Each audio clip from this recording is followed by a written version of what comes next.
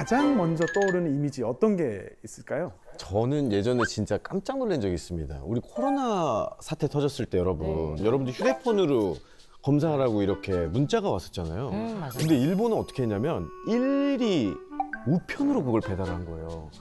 그 이렇게 스마트하게 다 개발이 돼 있는데도 우편으로 하는 걸 보고 저 진짜 깜짝 놀랐거든요. 네네네. 다른 분들은 어떻게 생각하시나요? 이 부분에 대해서. 저는 와이프를 처음 만났을 때가 2019년도였거든요. 이제 음식을 먹는데 카드가 안 된다는 거예요. 커피를 먹어도 카드가 안 된다고. 이때는 또 잘 안 됐을 때네요. 19년도는 안 돼가지고 카드만 들고 갔다가 와이프 앞에서 굉장히 부끄러웠던 적이 있거든요. 그 와이프가 하나도 못 내는 18살 어린데 와이프가 돈을 대신 해주고 그래서 일본 왜 이렇게 멈춰있지라는 생각을 그때 했었거든요. 아니 근데 그게 개발이 안 된 게 아니잖아요. 카드 리더기가 우리나라 2019년이면은 여러분 카드가 개발되면 개발됐지 단말기는 개발이 이미 다 끝나 있거든요. 그렇지. 네네, 맞습니다.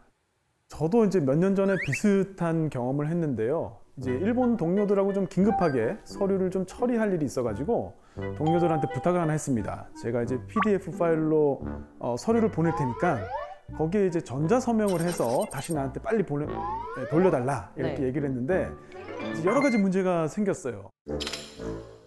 일단은 PDF 파일을 열지 못하는 동료가 있었고요. 그 다음에 또 어떤 동료는 아니 이거 이렇게 처리하는 게 보안상의 문제나 이런 것들 문제되지 않을까? 그래서 굉장히 걱정을 하는 동료들도 있었습니다. 그래서 제가 야 그러면 어쩔 수 없다. 혹시 팩스 있냐? 근데 팩스는 다 가지고 있는 거예요. 그래서 빨리빨리 팩스로 처리합시다. 그래서 일이 해결이 됐던 적이 있었습니다. 이게 불과 사실은 뭐 몇 년 전인데 실제로 일본에서는 팩스 도장 종이가 3대 신기라고 불립니다. 원래 이 3대 신기라는 거는 그 일본의 건국 신화에 나오는 거울, 칼, 그리고 고곡이라고 불리는 장식용 구슬을 말하는 건데요. 이게 이제 일본 왕실 대대로 전해 내려오는 보물이죠. 그런데 이제 새로운 21세기의 3대 신기가 바로 이 팩스 도장 종이가 꼽히고 있습니다. 그래서 학교나 관공서에서는 여전히 팩스를 많이 사용하고 있고요. 맞아요. 그리고 여러 가지 이제 재밌는 사항들이 많았는데 2020 도쿄올림픽이 1년 사실 늦춰져서 2021년에 치러졌는데 그때 이제 NHK가 전 세계에 발신을 하면서 팩스로 응원 메시지를 보내달라.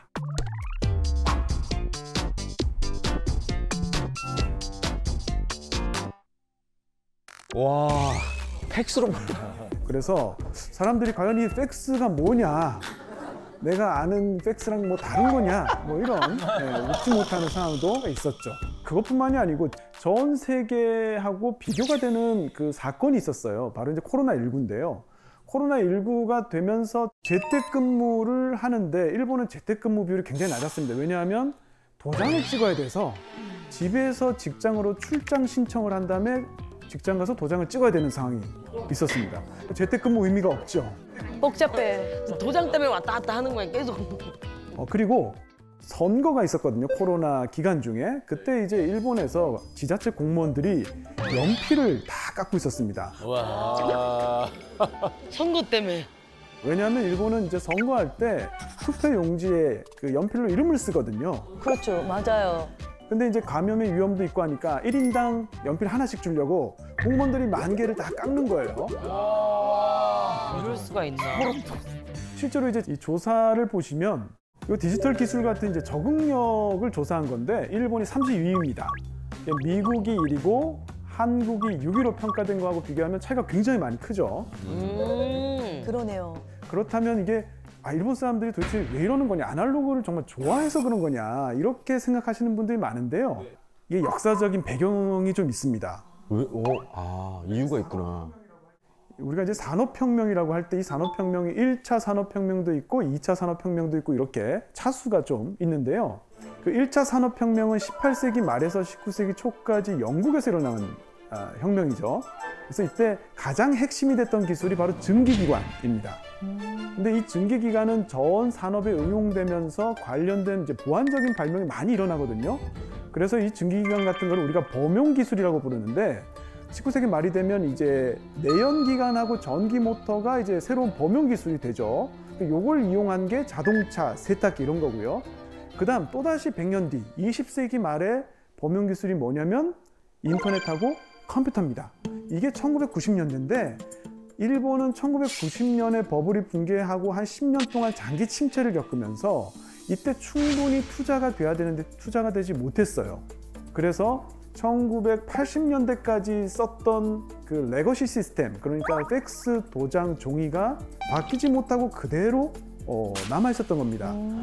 그런데 네트워크 효과라 그래서 우리가 스마트폰을 나만 쓰면 쓸 데가 없죠. 누군가 다른 사람도 스마트폰을 써야 통화가 되잖아요. 그래 쌍방이지. 그렇죠. 나만 컴퓨터를 가지고 있고 아무도 안 가지고 있으면 이게 무용지물입니다. 그런데 팩스는 좀 오래됐지만 누구나 다 가지고 있기 때문에 그나마 팩스가 굉장히 편한 거죠. 네. 이제 무슨 문제인지 그게 확실히 네트워크 알았습니다. 효과입니다. 그러니까요. 그런데 사실은 이게 아날로그가 좋아서 한다라고 얘기하기는 좀 어려워요. 왜냐하면 아날로그도 할 수 있고 디지털도 할 수 있는데 내가 굳이 아날로그가 좋아서 난 이걸 선택할 거야 라고 하면 취향인데 지금 일본의 상황은 아날로그를 쓰면서 디지털이라는 선택지가 없는 경우가 많아요. 그래서 맞아요. 어쩔 수 없이 쓰는 경우가 많기 때문에 취향보다는 환경적인 측면이 상당히 많이 작용하고 있다 이렇게 볼 수 있고요. 일본도 이제 이 문제의 심각성을 알고 있기 때문에 디지털 청이라는 관청을 만들었습니다. 그런데 이제 반응이 어땠냐면 한 달 반 만에 400건이 넘는 항의성, 반론이 제출됐습니다. 왜 그래? 일단 이메일은 사이버 공격에 취약하다, 팩스가 좋다 이런 의견이 많았고요. 또 이 국회의원들이 여전히 팩스를 많이 쓰고 있기 때문에 같이 일을 하려면 또 팩스를 아까 말씀드린 이 네트워크 효과 때문에 팩스를 버릴 수가 없는 거예요. 네, 그래서 지금 일본은 아직도 이 팩스를 버리는데 만만치 않은 문제가 많이 남아 있고요. 다만 우리가 이제 오해하시면 안 되는 게 일본이 디지털화에 뒤처져 있다 그래서 민간 부문까지 다 뒤처져 있다라고 생각하시면 좀 곤란하고요. 우리가 생각하는 이 뒤처져 있는 부분은 대부분 공공 영역, 퍼블릭 섹터의 디지털화가 굉장히 뒤처져 있고 민간 부문은 그래도 격차가 그렇게 크지는 않습니다.